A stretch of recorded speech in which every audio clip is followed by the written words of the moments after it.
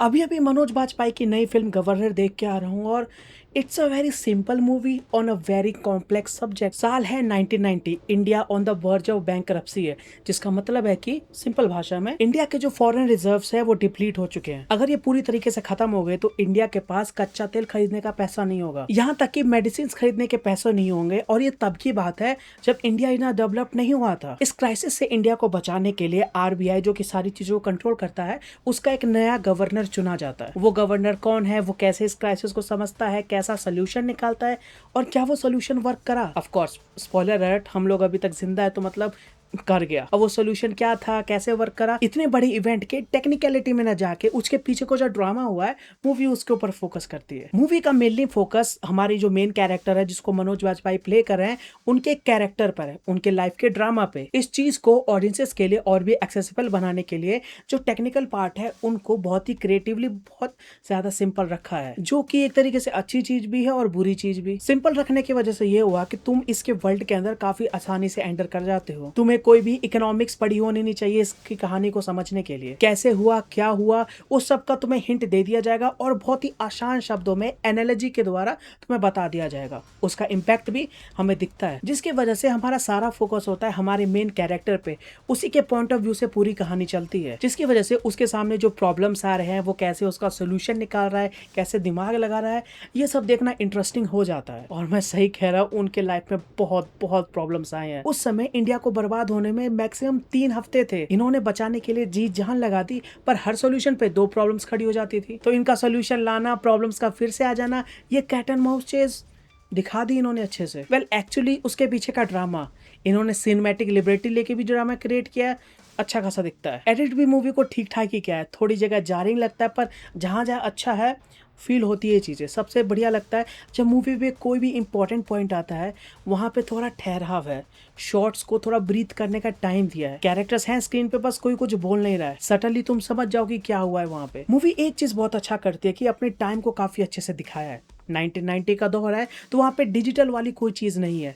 तो हमारा जो मेन कैरेक्टर है कैसे अपने टास्क को पूरा करता है, कंफर्मेशन के लिए मैकेनिकली कौन सी चीजें लगाई हैं, कैसे कैसे चीजों को यूज किया है, फाइल सिस्टम कैसे हुआ करते थे, फोन पे फोन कैसे आते थे, न्यूज कितनी जल्दी फैलती थी। हम अब सारी चीजें डिजिटल है तो उन चीजों पे ज्यादा ध्यान नहीं जाता और उसको ऐसे देखना मेरे लिए तो इंटरेस्टिंग था। हो सकता है तुम्हारा इस चीज पे ध्यान भी ना जाए। उसके बाद मूवी के ये जो आगे की 2 चीजें हैं इसमें कुछ चीजें अच्छी हैं पर आगे चल के वो सिरदर्दी हो जाती है। मूवी का म्यूजिक, इसका ट्रेलर देखते ही मुझे इसका थीम म्यूजिक पसंद आ गया था। मुझे लगा मूवी में देखूंगा और भी नए तरीके के साउंड सुनने को मिलेंगे। अमित त्रिवेदी हैं भाई इसके म्यूजिक डायरेक्टर, पर फिल्म कुछ और ही कहती है। जब पहले 3 बार म्यूजिक सुनता हूँ बढ़िया लगता है, पर जब रिपीट होने लगता है तो वही म्यूजिक एनोइंग हो गया था। जब भी कैरेक्टर हमारा कुछ डायलॉग बोलेगा, कुछ स्माइल कर देगा या फिर उसकी लाइफ में कुछ हड़बड़ी हो गई कि म्यूजिक प्ले होने लग जाएगा और एक भी चांस मिस नहीं करता। और दूसरा आता है इसके क्लीन विजुअल्स। फर्स्ट हाफ में ठीक ठाक लगेंगे, सेकंड हाफ में तुम ग्रीन स्क्रीन नोटिस करने लगते हो और वो इतनी ज्यादा जा रही है कि तुम्हें दूर से ही पता चल जाएगा। जितने भी दिल्ली वाले शॉट्स लिए हुए हैं सब ग्रीन स्क्रीन पे है और वहाँ लाइटिंग की प्रॉब्लम दिखती है। पर ऐसा भी नहीं कि पूरी मूवी में ये है, कुछ जगहों पे काफी अच्छी सिनेमेटोग्राफी करी गई है, लाइटिंग वगैरह काफी अच्छी है, कलर्स का अच्छा यूज किया है।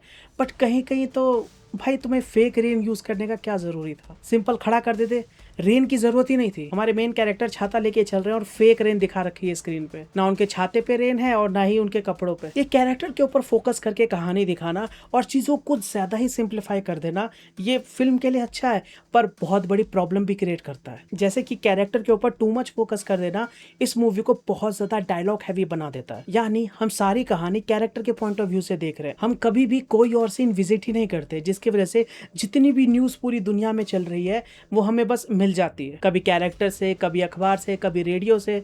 इसके वजह से होता क्या है, सिनेमैटिकली ऐसा लगता है कि हर थोड़ी देर पे हम पे इंफॉर्मेशन डंप करी जा रही है। कभी गवर्नमेंट चेंज हो गया, कभी कोई बड़ा हमला हो गया, कभी बड़ा क्राइसिस आ गया, बस न्यूज मिलती रहती है। और सिंप्लीफाई करना एक मूवी को काफी अच्छी बात होती है, इवेंट्स को सिंप्लीफाई करके दिखाना काफी अच्छी चीज होती है।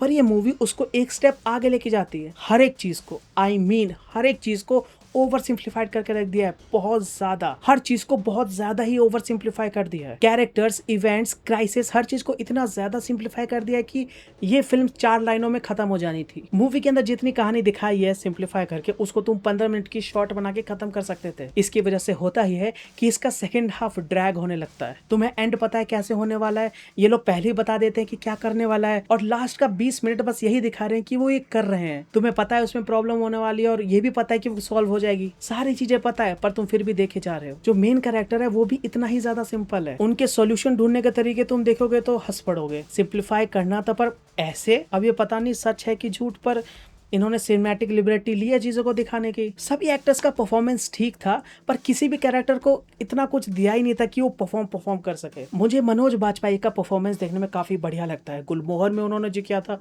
भाई कमाल का। तो मैं ऐसा ही कुछ इस फिल्म में भी सोच के गया था कि मुझे मनोज बाजपेयी की परफॉर्मेंस देखने को मिलेगी, पर उनके कैरेक्टर में इतना कुछ था ही नहीं कि वो उनकी परफॉर्मेंस उतने अच्छे लेवल पे बाहर आ पाए। अच्छी थी परफॉर्मेंस, पर जिस लेवल का मैं एक्सपेक्ट कर रहा था शायद वैसा मुझे मिला नहीं। कहानी के हिसाब से ठीक था। इन दोनों ही चीजों की वजह से होता ही है कि फिल्म इस क्राइसिस को लेके जो डेप्थ डिमांड करती है, ये उसको उतने अच्छे से दिखा नहीं पाती। चीजें मेंशन करी गई हैं पर वो फील नहीं होती। तो ओवरऑल कहूँ तो मनोज बाजपेयी की गवर्नर एक डिसेंट फिल्म है, और आज के एनवायरनमेंट के हिसाब से तो बहुत ज्यादा इंपॉर्टेंट है। तो मेरी तरफ से तो रिकमेंडेड है वन टाइम वॉच के हिसाब से। मनोज बाजपेयी की परफॉर्मेंस देखना पसंद है, पॉलिटिकल थ्रिलर में इंटरेस्टेड हो, इस फिल्म को चेकआउट कर सकते हो। बाकी ये थे मेरे थॉट्स। तुम्हारे क्या ओपिनियन है इस फिल्म को लेके, नीचे कमेंट्स में जरूर बताना है। And subscribe.